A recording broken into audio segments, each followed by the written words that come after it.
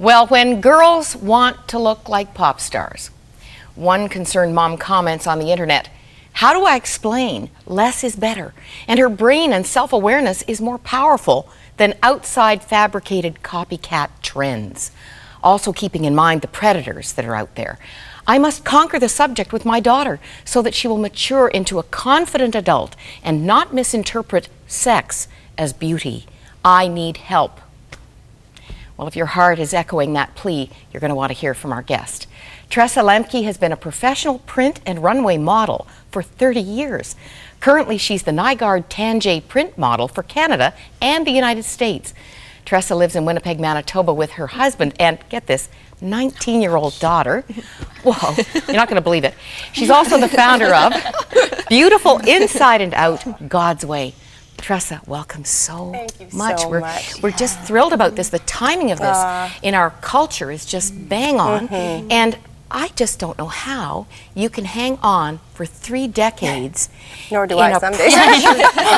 Pressure cooker for high performance career. This is unusual. You know what, it is. It is in the sense of, there were years when, models were done at 24, 25. I would never have dreamed that at age 46 that crow's feet would actually be a blessing, But there is, between the fact that there is a market for older women to be wearing fashions that older women are wearing, right? Like they don't want to have the same styles being worn on somebody who's 17 if it's being sold to someone who is, let's say, 40, 45. But as far as the success, I really believe that God has been my agent, and He has honored my stand of purity as far as in the way that I dress, modesty. Just my heart is that I just shine for the Lord. And sometimes some of the greatest compliments that people have given me has been that when they've seen me on the runway, they say that you just shone and radiated the love of Jesus. They would know I was a Christian and that I didn't walk with like the sour, trying to be sexy kind of look, that I just wanted to smile. And I would tend to look a little different than most of the ladies on the runway, but the neat thing was that people would say, "Oh, I really, really enjoyed you." So then they would not know how much that blessed me, and I'd go back and I tend to tear up lots, as you all know this morning. And to me, that is just what I wanted. I never wanted someone to see me on a runway to think, "Oh, who does she think she is?" or "Oh, she must just think she's whatever." I just really wanted them to just to see a gracious, elegant woman and not anything sexual. So you haven't let the world squeeze you into its mold, as the Bible says. You know what? I've really only been serving the Lord the last, I guess about since 1993. I took advantage of God's grace and goodness, thought I was a Christian for many years, and there were certainly choices I made along the way. One I always share at any time I speak with women, and I'll just quickly give you the short version. That this shows you the deception that I was even under. When I was Miss Manitoba, I was asked to go speak at a church and just talk about how Jesus was important to me, and so they wanted me to share my testimony. So I went and thought I really was a Christian, and so it was a Pentecostal church, and I was sitting in the front pew waiting to be called up. And so when I walked up, I'm sure that there were many people that were just like, "Oh my goodness, I can't believe what she's wearing."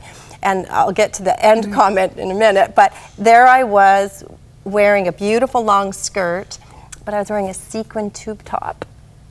Can you imagine in a church? Now it was a long one, mother of pearl, it wasn't a gaudy color, but oh my goodness, I just didn't even see that my dress did not match my heart. Now when you say tube top, nothing up here. Yeah, it was like from here, very form-fitting. And so my thought is, I can only imagine what the men were thinking. I can only imagine what the women were thinking. And then I'm hoping that someone prayed for me to have the blinders taken off. And so sometimes I think that women do make clothing choices and they don't realize what they're actually what type of a message that they're sending. And so there's going to be two sides. There's some that really are very much aware of the message that they're sending, and it's a clear message of, look at me sexually, I don't care that I want that type of attention. But then there may be some women that just are thinking, this is fashionable, this is normal, everyone's showing cleavage. right? It's everywhere. But Tressa, so you're saying it's a mindset, but it's also a heart set. It right? is. And when you, Michelle, were talking, modesty is so much more than just your outer dress. It is most definitely a heart issue. And when you love the Lord, every part of you should absolutely exude that warmth and presence of Christ. So for me, even though someone said to me, oh, you know, you should model lingerie. I mean, I can't imagine, but anyway, this is what somebody said, and I said, I would never do that. They said, oh, no, you could. I said, no, I never would. And they said, oh, you would for $1 million. And I said, no, I would never. Well, and like you said, to take a stand yeah, in that way, in that absolutely. industry, for purity, for modesty, that could have totally thrown your career off track. It totally could have. Right. Well, you know, again, I added with that comment about that I wouldn't even do it for $1 million. He said, oh, yes, you would. I said, no. I said, what you don't understand is that I said, I would never dishonor myself or God that way. And I said, by me making a stand for him, he would provide something that would give me $10 million. I said, because he will honor your faithfulness. And I believe that really, truly, the reason that I'm still successful in this business, and you know, who knows? I mean, maybe next week they'll stop calling. You know, the crow's feet might get too deep, but I don't know. But for now, it's because I believe there is an influence for young people, that they can actually see that you can be even working in the world that tends to be a little shaky, whatever world you're in, and still have standards that you uphold. And I have an awesome daughter, and thank you for the compliment, 19. Moira. Oh, hey. 19. Well, I'm 46. You know, do the math. It's all good. But and I don't mind saying how old I am because I'm still breathing. You know, and so far no Botox. No, it's okay. So far. Yeah. Well, no. Anyway, but my point is that I want Samantha to see that she can always have that stand and always know that she will get the right attention. And I used to joke with her, and I said, if you ever went against Mom's rules, I said my ministry would be shot, you know, but she is exactly what I wanted her to be as a young 19-year-old, much different than I was, loves the Lord. And I believe moms and fathers, and I think that you were praying that dads would recognize that they can have an input, and that young girls really can be beautiful.